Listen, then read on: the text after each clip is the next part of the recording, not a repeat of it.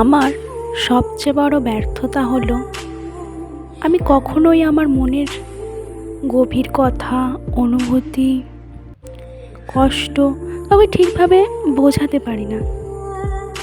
মনে হয় কথাগুলো বুকের ভেতরই আটকে থাকে, কেউ বুঝতে চায় না, কিংবা আমি বোঝাতে পারি না। হয়তো অনেক কথা বলার থাকে, কিন্তু ভাষা হারিয়ে ফেলি।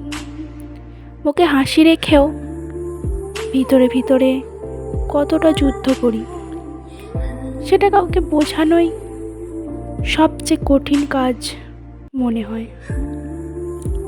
নিজের ব্যথাগুলো নিজের সঙ্গেই কথা বলে যায়, কারণ মানুষ বুঝতে পারে না নিঃশব্দ কান্নার ভাষা।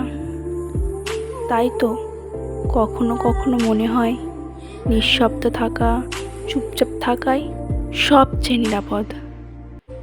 কারণ তখন আর কাউকে বোঝানোর যুদ্ধটা করতে হয় না।